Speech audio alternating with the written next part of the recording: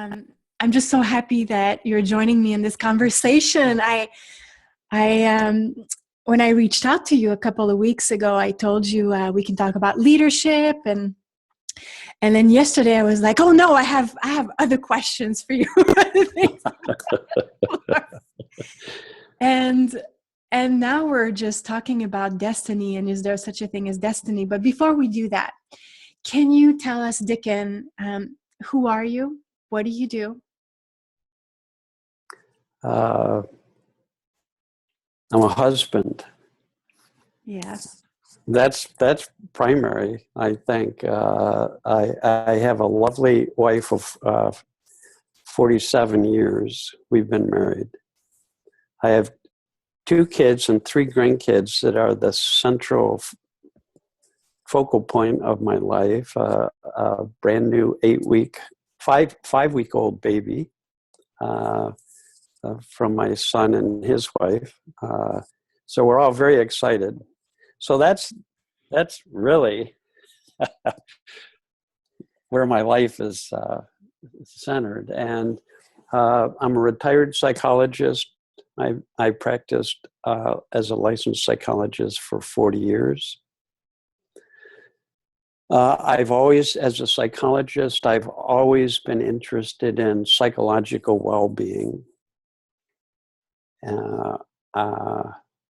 I don't think focusing on ways in which human beings have difficulty in labeling them illness is a very helpful process. My degrees were in education. I actually found a university that trained psychologists in the education department. And the philosophy in the education department wasn't that people had illnesses, mental illnesses. It was that if any human being is having difficulty of any kind, number one, it's not their fault. And number two, they just haven't learned what they need to learn to have an easier time of things. So I've always been passionate in discovering what I could share with people that would help them have an easier time of life. And so I focused on psychologists and spiritual teachers who were interested in pointing people toward their infinite capacity for well-being. Mm-hmm. So that's been my passion. It still is. It's I travel around the world and lead seminars in spiritual and psychological well-being. Mm-hmm. And that's what I'm most passionate about. Mm. And just before we started recording, I was sharing with you, for people who are watching the video, they will see the horse behind me. And I was sharing with you that in my childhood, I was a horseback rider and had dreams of being an Olympian champion at jumping, and and that one day I had an accident. I fell off my horse and I cut my finger, like I showed you. Yes. And that day, my destiny changed, because I was going to have my own horse and continue in this path. But my parents got scared, and I was fairly young. I think I was around 11 years old. So I wasn't making the decisions. And I was just sharing with you that I felt that my destiny changed. And then you shared that you were into sports, and then you injured yourself, and that was also a turning point for you. And then I asked you, and that's why I'm bringing it up on the podcast, because we're going to talk about deep things today, people. We're going to get deep with Dicken. Let's go deep. Let's go deep. We'll dive in. And I was asking you, is there such a thing as destiny? What does that look like for you? Well, it's changed in terms of what it looks like. It used to be just a way of talking about external circumstances. And I'm most interested in the inner world. And so at any moment, you can say this moment, right at this moment of our experience, is our destiny, because this moment can't be any different than it is right now. So you can say, well, that's our destiny. We're experiencing this moment as it is. The good news is we're never limited by our destiny, ever. And that's because more and more we're realizing and discovering that each human being is part of the universal energy of life, and that the universal energy of life is the same energy that has created the universe. And there's an intelligence to that energy. And that intelligence knows how to create and operate whatever is created. So you could say, well, there's an intelligence that knows how to run your heart, beat your heart, live you, create energy for your brain to function. It knows how to do all of this. And in human beings, when we access that intelligence, we call it wisdom. It's a formless intelligence that brings us deeper feelings of well-being, and it brings us insight, inspiration, new ideas, creativity. So we're never destined by our fate, because you never know in the next moment what will occur to us. And so you and I were talking about accidents that we had had. To me, the intriguing thing is not that was our destiny, which in that moment it was. The intriguing thing is, in the next moment, we began to craft a new life guided by this deeper intelligence. And it led me, once I had my accident and lost my spleen playing soccer, I stopped playing sports, which was very, very significant part of my life. But wisdom began to bring me and lead me in a whole different direction in my life, toward a much more a life of creative process. And so I became very involved in poetry and writing poetry and getting quiet and learning more about the inner world and photography. And I fell in love with my wife when I was, I think I was 19.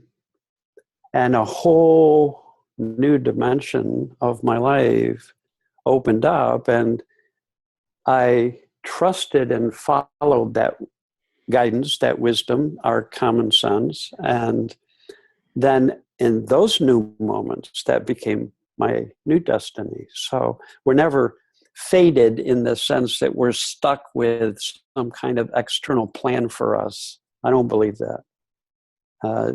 Wisdom is constantly adjusting and changing and shifting and offering us possibilities and opportunities way beyond anything we could possibly imagine.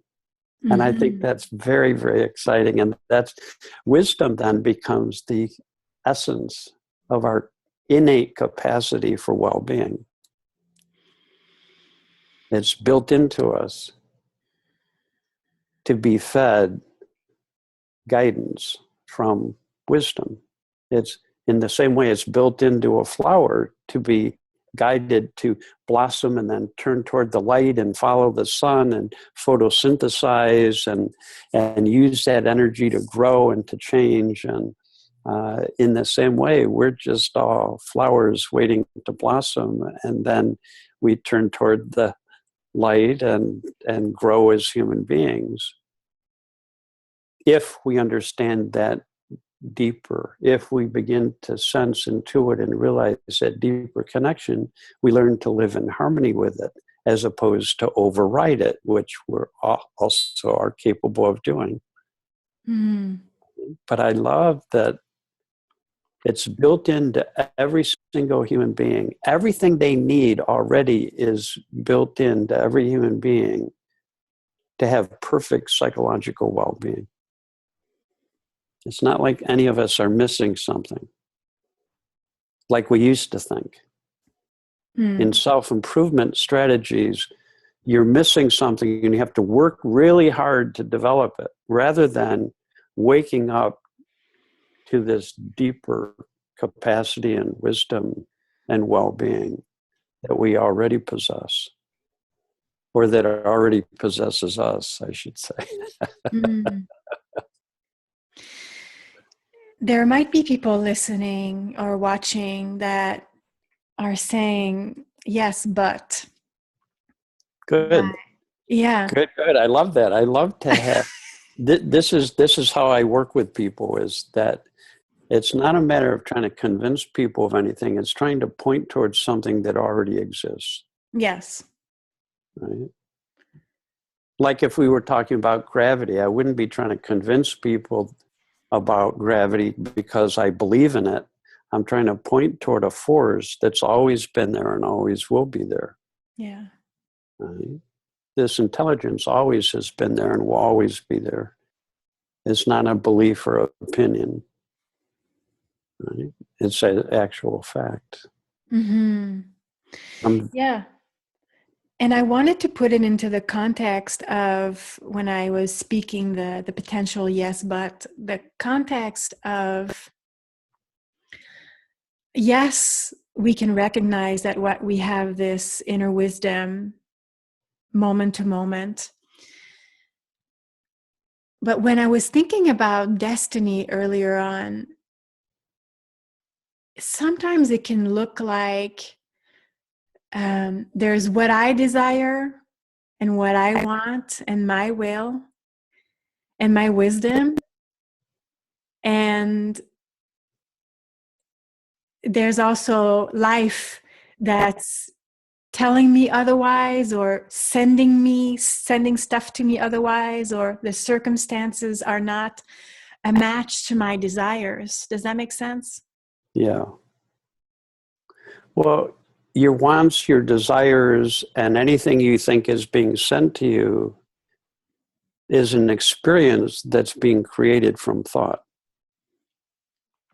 So it's every bit of our experience is created from thought. That's another fact. That's always been true. It always will be true. Without thought, human beings don't have an experience of any kind. So from the cradle to the grave, we're always and only experiencing our own thought. So if something is sent to us, we don't experience it unless it's in our thinking. So it's our thinking that creates that experience, not the outside world. So isn't that destiny then? That meaning life has decided for me. Like, you probably didn't want to have your sports accident, and I didn't want to have my horse accident either. That changed my life, that changed my destiny. So sometimes it can look like, well, depending on how I look at it, I can feel better, but I still want to unravel with you. Yes, good. Okay, let's say you had your horse accident, or I had my accident. Where are we going? We're free thinkers. So how we think about that is determined by us, whether we know it or not.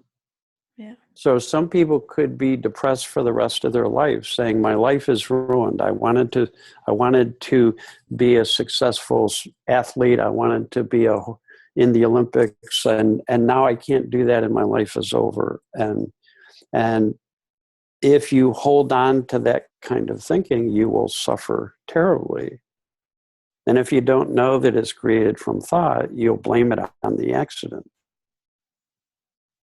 Or I would blame it on the accident, or we would blame it on the accident if we didn't know, if we hadn't learned that thought is the source of all of our experience.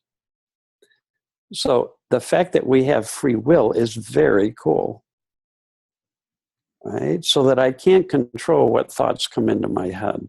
No one can. They pop in. They're there before you know it. You could say, well, that's your destiny. But we do have free will in terms of whether we focus on that thought, whether we hold on to it, whether we believe it, whether we let it go, whether we ignore it.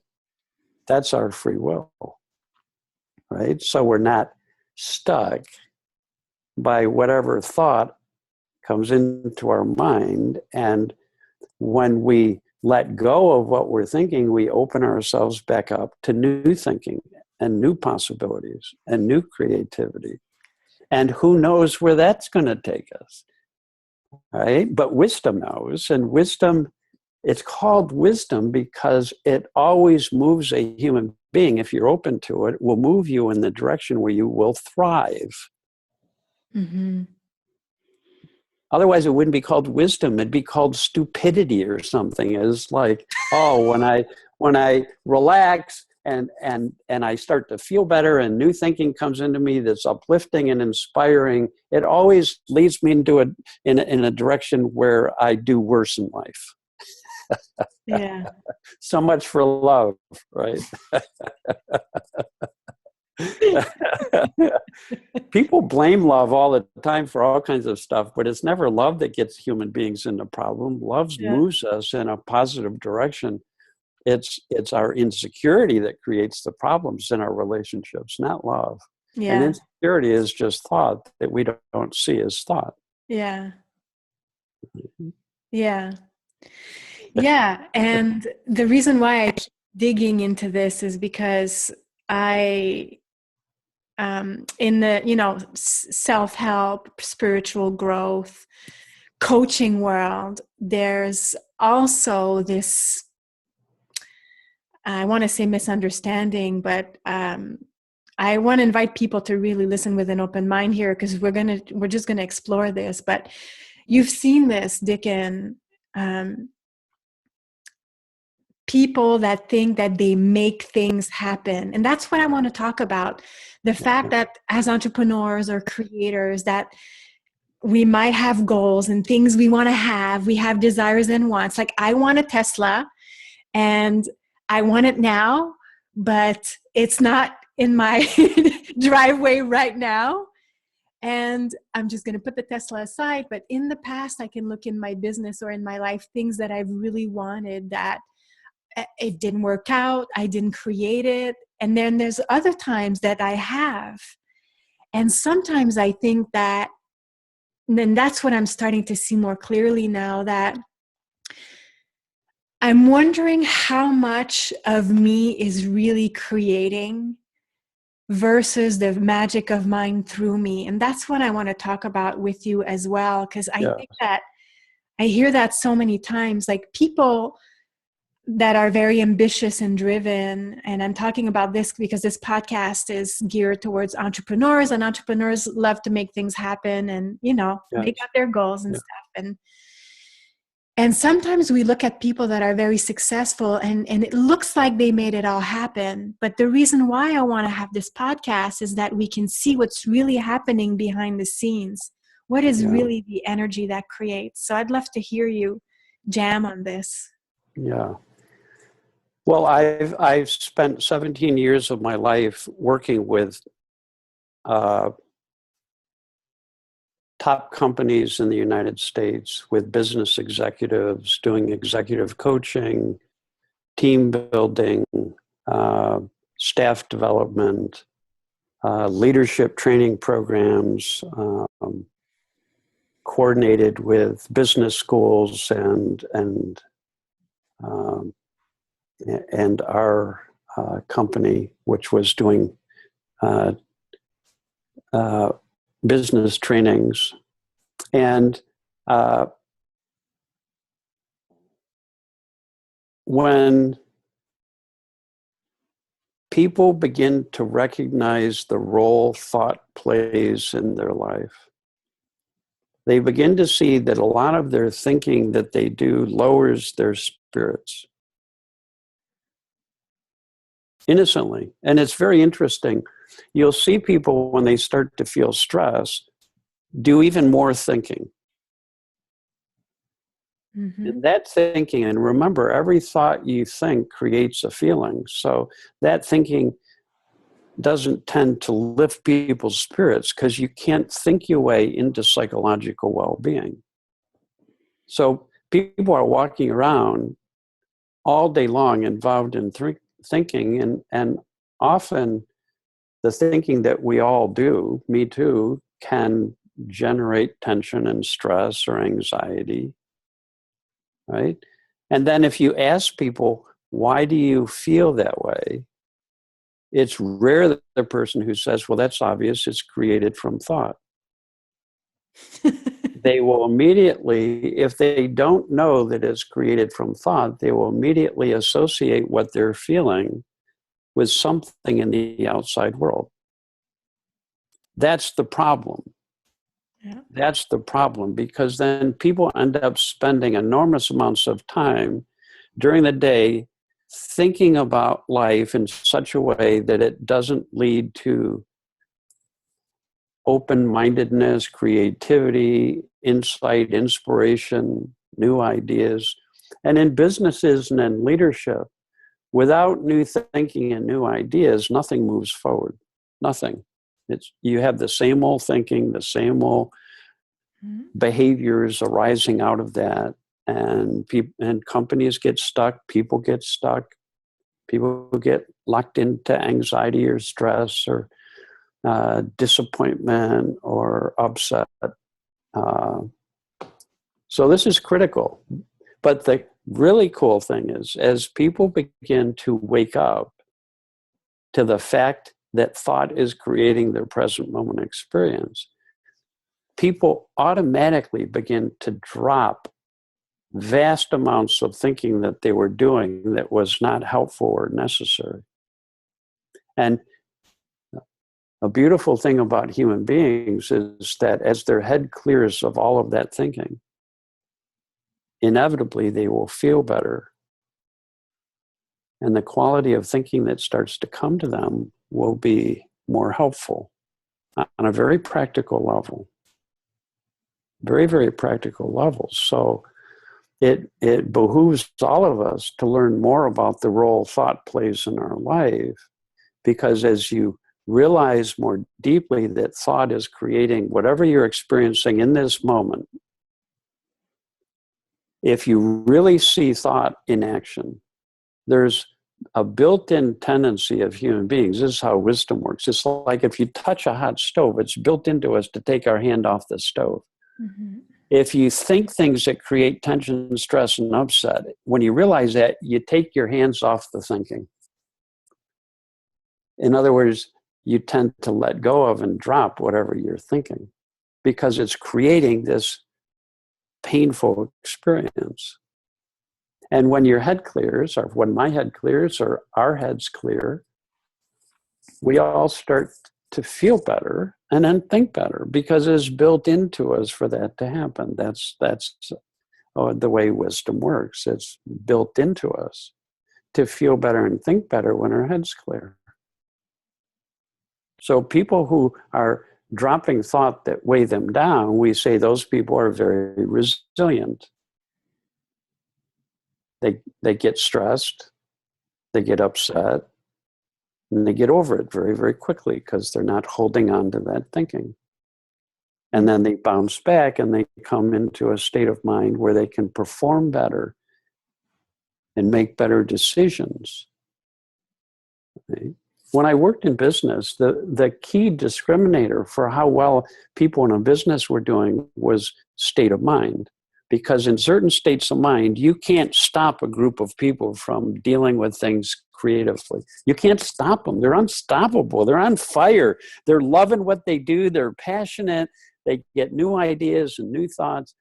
You take the same team, and if they're in a lower state of mind, they get bogged down in their thinking. They get stressed out. They start to argue. They disagree. They don't work cooperatively.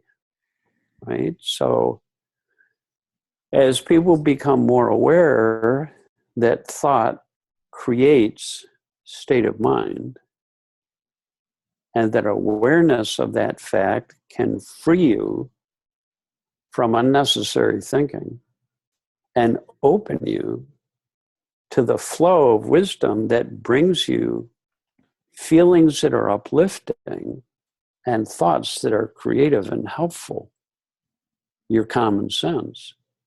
And You take a team of people who is responsible for their own state of mind, becomes even more resilient, and deals with things when they're at their best rather than when they're at their worst, they literally become unstoppable. I worked in a multi-billion-dollar company, and as people in that company began to learn about the power of thought and the capacity of our mind for new thinking, that alone changed that company dramatically, and the people in that company dramatically, and their profits skyrocketed, and their ability to acquire and assimilate successfully new companies, their ability to keep their programs in the green rather than in the red, the drop in the cost of poor quality, everything changed. Job satisfaction went up. So these are, it may sound simplistic, but the biggest misunderstanding human beings have is they don't know where their experience is coming from. They don't know it's always created from thought. Mm-hmm. So because of that misunderstanding, people have so much thinking on their mind about their life that there isn't room for wisdom to break through, because wisdom loves space. And when there's space in our mind, wisdom will break through in the same way the sun loves space. And when the clouds part, the sun is waiting right there, and it breaks through every time. It's just waiting for there to be some space, right? Human beings are no different. So wisdom is what takes us beyond our destiny in creative and new and surprising ways, so that we're not fated by our destiny and locked into a state of mind or a way of looking at things that's limited and limited. So that's the good news. That's the good news. That's why I've been interested in wisdom as the key to well-being. It's the good news. It's what helps anybody grow and evolve spiritually and psychologically, and then be able to access states of mind that are more and more practical and helpful and functional. So earlier you said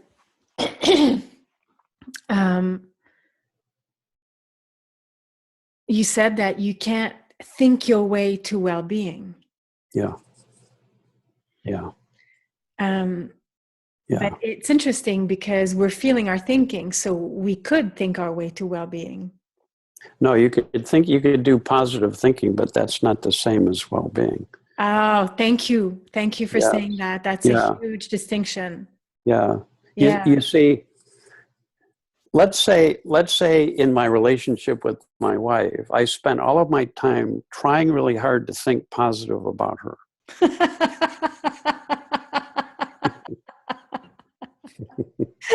First of all, it'd be a full-time job. And there actually was a period of my life when I tried this strategy, and I would write affirmations all the time and try and think positive and try to change my negative thinking to more positive and to reframe it. And did that too. And I got pretty good at it, but it took so much work that I was preoccupied by my own thinking. It was still a very egocentric thing because I was always in my own thinking. Now, the paradox is, could you imagine, like, I have 3 grandkids now. None of them are positive thinkers yet. Yeah. They're so full of life and love.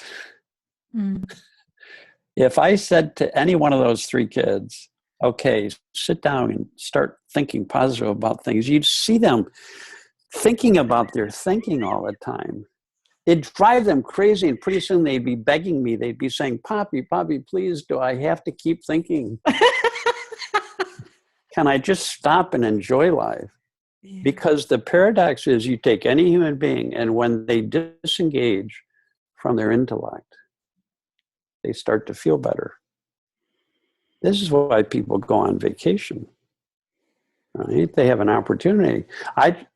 People in business just don't realize that you can go on vacation at any moment in a business meeting or when you have tough decisions to make. And as your mind vacates of all of the thoughts that cloud up your thinking, you have greater clarity. It's called being reflective. Reflective is just creating space in your mind so that new thinking can come in. Mm-hmm. And when our minds are open and reflective, we always start to feel better. And when we feel better, we get a higher quality of thinking. Okay, no, wait. So you're not saying that people in a meeting that's going really wrong, that they have to start visualizing that they're on the beach sipping a pina colada? I've tried that. I had a good time, but I was no longer in the meeting. I was No. I was caught up in my own thinking about the beach. Yeah. Yeah, And it no, was that's it. funny. I've sat in on so many business meetings. And often you'd look around the meeting and you would be hard pressed to find a single person who was listening to whoever was talking. Mm-hmm. A lot of people would be on their laptops, or they would be daydreaming, or they'd be thinking about what somebody was talking about, but they would be in their own personal thinking about it, or they would be trying to figure out what they were going to say or what points they were going to make. Yeah. Right? And they don't realize that all of that thinking is generating a level of stress that makes it more difficult to enjoy your work, to be fully present, to be open to a flow of thinking that's uplifting and creative and helpful. It's very innocent. But people can learn this. This is what I would do as I'd go in and help people learn that they live in a world of thought, that they have built into them the capacity for new thinking, and that when our minds are open, you can't stop this new thinking from coming in, which lifts our spirits, right? When our head's clear, we start to feel better. It's built into us. I love that that's built into us. And when we feel better, the quality of our thinking also improves. And that's what changes, helps people become better leaders, helps people become more collaborative in their workplace, helps people have greater enjoyment for this moment of life and what they're doing. Because you can only find enjoyment for life in the now. Yeah. You can't find it while you're preoccupied by your own thinking. Right? You can't. You cannot. That's what I mean. You can't think your way to genuine enjoyment or satisfaction or insight or inspiration. When you're reflective, you can still think about things, but there's so much space there for new thinking to come in. And true reflection feels good. Like genuinely listening with nothing on your mind feels good. Trying to listen while you're thinking about things does not feel good. Yeah. It's stressful. It's hard. You don't hear beyond the words to what people are trying to say, or you don't hear in a way that allows you to get inspired and get new thinking in response to what people are talking about. Mm-hmm. So it has ultimate practicality in our personal lives and in our work lives. And understanding that thought is creating this moment's experience and that we're free thinkers. And then you begin to recognize so much of the thinking you're doing that you start going, why am I thinking about this? It's just bumming me out. Why am I thinking about this? It's just making me anxious. And people are afraid, well, if I'm not thinking, I won't deal with stuff or I won't do anything. The opposite is true. The exact opposite is true, is when we stop thinking in a way that generates stress and upset, we start to feel better. And when we feel better, we get all kinds of ideas about how to deal with life, how to deal with problems, how to deal with people. Right? That's wisdom breaking through into human consciousness, guiding us toward thriving. Mm-hmm. Yeah. Is this making sense? Is it? Absolutely. Absolutely. Well, I want to ask you now, because it's very rare that we get to speak about the three principles. Like it's the premise of the show. We talk about it, we explore it. But now I just feel like saying or asking you, well, where does consciousness come into all of this? I'd love to hear you talk about consciousness. I'm mostly interested in what I call pure consciousness, which is the essence of consciousness, the very nature of consciousness. And what is that? Very simple. It's very simple. And all of us experience it and don't even realize it. And it's where everything happens. Pure consciousness, very simply, is just an awareness of life that's free of the influence of your conceptual mind, free of the influence of your personal thinking. Mm. Now, some people call that the now, right? So when I realize that I'm thinking up a whole thought storm, I'm thinking up my experience. It's coming from my thinking. It doesn't have to do with the world. When I realize that, a moment of realization of thought, and when I fall back from all of that thinking that I'm doing, I fall into the now. Now, most people don't realize that's our natural state. So when people are in the now, they say, well, I'm feeling better because, and then they blame something in circumstance. You take any human being, they always will feel, the only place we can feel better and feel good is in the now. It's a wide openness. So a metaphor that I really like is when we're caught up in our thinking, it's like we're caught up in the clouds. It's creating and generating clouds. We don't see life as clearly. When we wake up out of our thinking and it falls away, the clouds part, now there's blue sky. That's pure consciousness.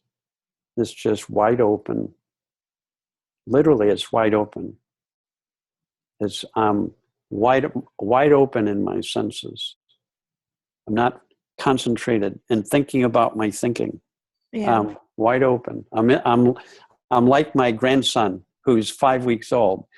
He hasn't developed his conceptual mind, which he needs to, which is a blessing, which is very helpful. But we overuse our conceptual mind, so we don't give enough space so that this deeper wisdom can work hand in hand with our conceptual mind, and they can be in partnership, right? So clouds, the now, blue sky, and then this light of wisdom will always shine through mental clarity and presence. And inevitably, we start to feel better and get new thinking that's helpful and uplifting. Right? Now, that metaphor is thousands of years old. It's been used by people in every culture who have discovered the truth, the fact of thought, the fact of consciousness, and the fact of this deeper intelligence. Right? There are people in every culture who have made these discoveries. Now we've simplified it and can talk about it with people in any context. Right? I have friends teaching this to elementary, kindergarten, elementary school kids, middle school kids, and high schools. There's programs teaching people about the role of thought and our capacity to live in the now and to access this deeper wisdom. It's being taught in prisons. It's being taught in companies. It's being used as a therapeutic modality. because it's pointing towards something that's fundamentally true of all human beings. That we all think, that we all are aware, and that we all have a mind. That's true anywhere you go, because it's always been true and always will be true. So we're pointing people beyond belief to what's actually true. So it's true whether you believe it or not, in the same way gravity is true whether you believe it or not. It's a fact. All human beings think that's a fact. I can go anywhere in the world and talk about that, and I don't usually get any argument from people that, no, I don't think. Yeah. Or no, I don't have awareness. Yeah. Or no, I don't have a mind. This capacity to think. Yeah, earlier I said that I'm coming to see on a deeper level without being able to express it very clearly, but I've been kind of sensing this for a while, that the energy that creates is not what I think it is. And to me, what you spoke about in terms of consciousness, pure consciousness, presence, beingness, that's what I'm starting to see. And I love to play with tarot cards. And one of my favorite tarot cards is the High Priestess. And she's all about presence and pure consciousness.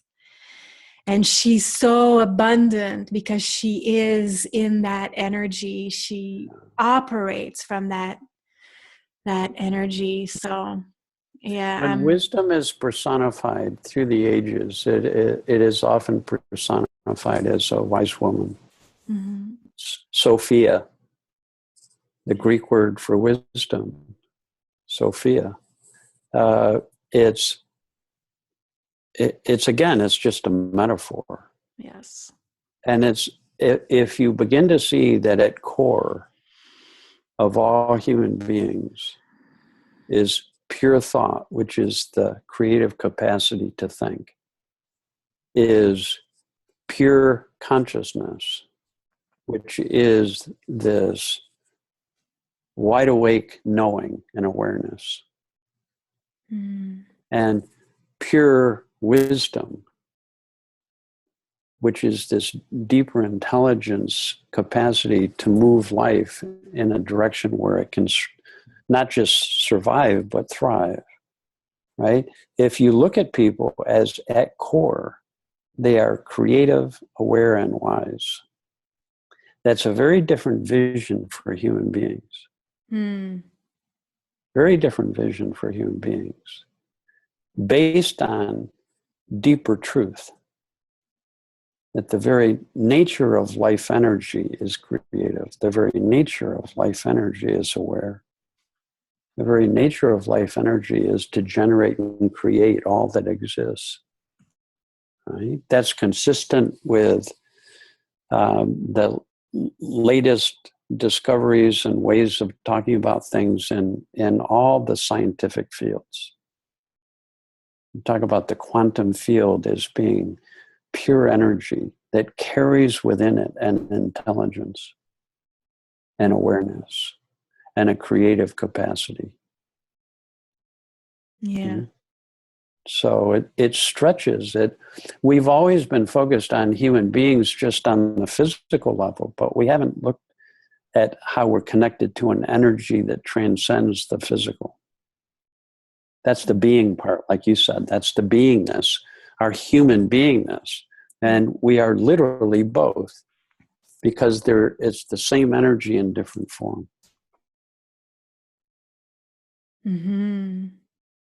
It's very heartening for people. You are more than your personal thinking. Yeah. And that when you begin to understand the nature of thought, you begin to let go of more and more of the thinking that preoccupies you. And as your head clears, you will always, this wisdom now has room to shine through and uplift your spirits and bring you new, creative, responsive, very responsive thinking. That's why they say in case of emergency, stay calm.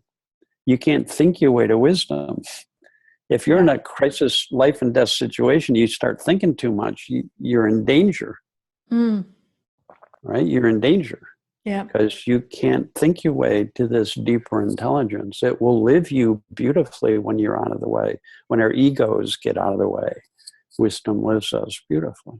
Yeah. And interestingly enough, when we are in situations of emergency, which probably happened 5 times in my life, I can count on one hand, but I'm thinking of one time in particular where I found myself in a situation where this energy of life took over me.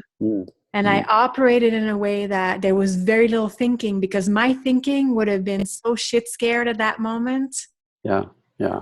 And it's interesting because I was with my sister, and we were driving through a mountain, but we were on the mountaintop, and there was a big snowstorm, and it was the day of the funeral for my aunt. And so we're coming back from the funeral, we're crossing that mountain, and I see a car stopped ahead, and I'm the one driving. And then I look, and then I see a husky in the middle of the road who had gotten hit by a car. And my initial first thought was like, my level of panic started to rise, because I love animals, and oh my God, it got hit. And then it got really clear to me and my sister that nobody was doing anything. There was more than one car that had stopped. There was 3. People were standing by the road. Nobody was doing anything. And it got very clear to us that it was going to be up to us to be the rescue team. And the energy that took over us, it was insane. And I was amazed at what an amazing team my sister and I made. We worked like we were almost telepathic. We knew what to do. We did things that people would probably say to not do, like grab a dog that's been hurt. Some people were screaming at us, "He's going to bite you." And we were just like operating from divine mind, or I don't know what the heck, but it wasn't me. It was an energy coming through me. And we saved the dog. We brought it to the vet and found the owner of all the places, like, where the heck is the owner? We found the owner and saved the dog. And the next day, the woman called us and said, "Thank you so much. If you hadn't acted the way you did, my dog would have died." And then we were invited to the house, and we met the entire family of huskies and the parents. And every winter ever since, we've been getting Christmas cards with a photo of the huskies. Yeah.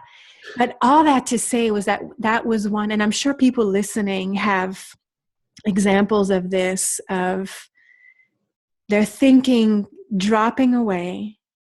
And of course, it's an extreme example when I'm saying with the husky or an accident, but I'm sure people can relate to moments that their thinking just fell away and clarity came over, and they just operated in a way that, if they look back, they're like, "Wow, what was that? Was that?" Yeah.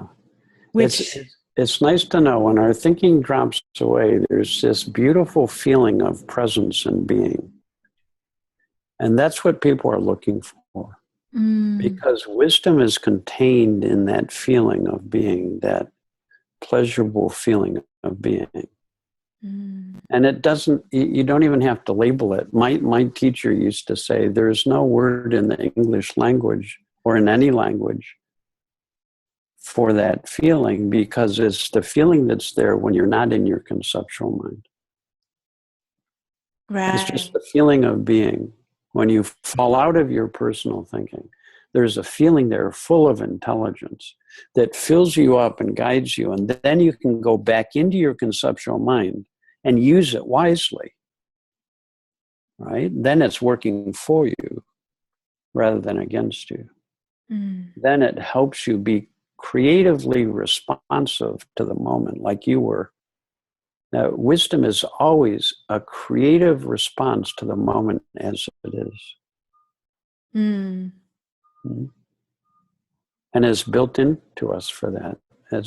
I've seen no exceptions. And I've worked with a vast range of human beings over the years. Vast range. Yeah. It's very hopeful. It's very hopeful. Yeah. That we can wake up to thought, fall into this open space, and then receive this love and understanding that comes through us when we're wide open. That we can wake up to the fact of thought that I'm living in my own thought-created reality, fall out of a lot of the thinking that's just limiting us and generating tension and stress, fall out of our conceptual mind when we experience tension and stress and upset. And in this radical openness, this deeper intelligence is just waiting to break through. Just waiting to break through.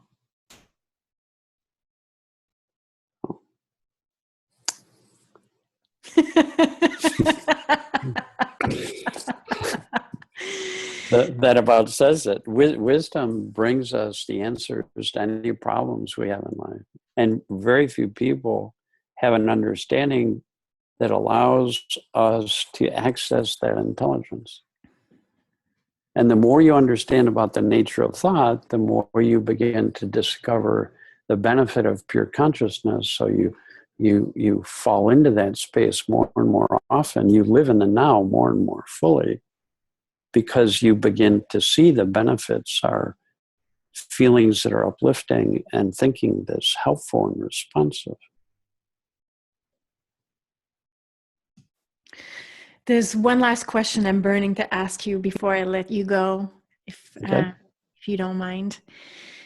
Do you think, therefore, that it's possible for people to have huge breakthrough and quantum leaps in their lives quickly, like dramatic quantum leaps? Yeah. Well, I've witnessed it many times. That's the power of insight. It's not hard work and practice that changes people, it's insight. And some of it, and we don't know what insights are going to come to us. And some insights are just help us learn something incrementally. And most of my clients and myself, by studying these principles, I became an incremental learner. So I can genuinely say each year of my life has been better since I started learning this back in 1986.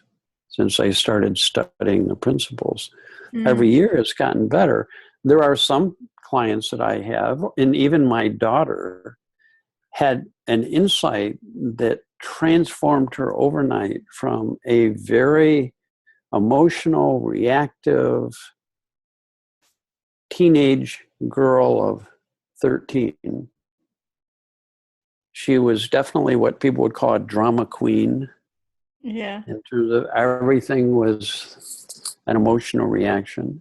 She has an insight about thought, very simply, that all of her drama, all of her upset, all of her experience is just thought in the moment. And overnight, she became like a 40-year-old woman, poised, confident. Her posture changed, her voice changed. She said, "Dad, I can't stay upset for more than 10 minutes at a time because why would I hold on to that thinking? Wow. Why would I keep thinking on things?" Every one of our friends came up to me and said, "My God, what happened to your daughter?" My wife is like totally blown away. That's when she got interested in the principles. She said, "Whoa, there's something to this." Yeah, give me some of that. Yeah. Give me some of that. And she became my teacher because she went right past me. Wow. I had been studying this for 6 months. I mean, that's the power of insight. Yeah.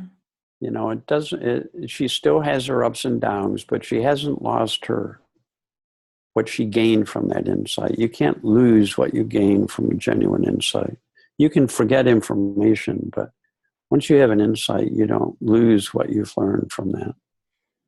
You've had a glimpse of truth. You can't undo that. Yeah. There's no need to take note. Wait a minute. No need to. That's right. No. Well, some of us are still taking notes, but less and less you see that that's even necessary, is that what's most important is what you can't forget when you learn it. You wouldn't have to write it down then. It's like if you're learning how to ride a bicycle, once you get it, you don't have to take notes about balance, so you don't forget it. Yeah. right? 10 years later, you get on a bike, you can still ride it because you've had an insight. It's the same with this. You have insights into the nature of thought. And every time you get an insight into that, you jump up to a little higher level of consciousness. Mm-hmm. There's always infinite levels of consciousness. It's not like anyone could say, I couldn't possibly be any more loving, creative, understanding, compassionate. And I love that we're an open-ended system of possibilities. That's good to know. Mm-hmm. I find that extremely hopeful. Yeah. Nice vision for all of us. We're not stuck in our destiny and our fate, that we're connected to a system of infinite possibilities, infinite wisdom, infinite well-being. Yeah. I just thought, I was thinking back on the husky incident, and I don't know if I'm going to be able to put it into words, but as you were talking, I kind of saw that in that moment, something was possible for me that I would have never thought possible. But in that moment, I was present to it. I was present to life. Something happened, and my sister and I responded, and we created a miracle in partnership with life and the husky and divine intelligence who healed, and the vet who healed the dog throughout the night. And that kind of answers my question at the beginning, because you kept saying it's, we're living our destiny in the present moment. And I think our conversation is coming all together. I think we're wrapping up at a beautiful place. I think so too. And you ended with such a beautiful story. It's really a beautiful story about possibilities. Yeah. About the power of wisdom. Mm. Well, I could talk to you for hours. Thanks. It's been very enjoyable. Yeah. Thanks for inviting me on your podcast. Thank you so much. You're so lovely, and I want to invite people listening to the podcast to maybe jump on YouTube and take a peek at the horse, and most specifically at Dicken, and just how gorgeous you are. I want to give you a big hug through the through this. Thank you. And before we wrap up, people that want to get in touch with you, how can they do that? I have a website, the number 3, principlesmentoring.com. Okay. And also, if you're interested in other talks that I've given, I mean, I just found this out the other day. I have like 14 pages of videos on YouTube. So, okay, you just found that out. I had no idea. I honestly, I didn't. I knew that people had. A lot of my trainings are videoed, and then at some point people make those available and they edit them down into shorter pieces. So there are a lot of things there if people want to hear more. Or I would also recommend the works of my teacher, who was Sydney Banks, a man who had a 9th grade education, and he had a profound awakening to the principles that I'm talking about that transformed his life, and his teaching is now being carried around the world. One of the most humble, down-to-earth men I've ever met, and pointed us toward our own wisdom. Yeah. At all the time. That's what he did. Yeah. So I will be linking in the show notes your website. I'm going to figure out how I can point to one place on YouTube to find you. Okay. I can figure that out. Yeah, okay. And also link some books from Sid Banks. Yeah. Yeah. Yeah. Thank you. Thank you. Okay.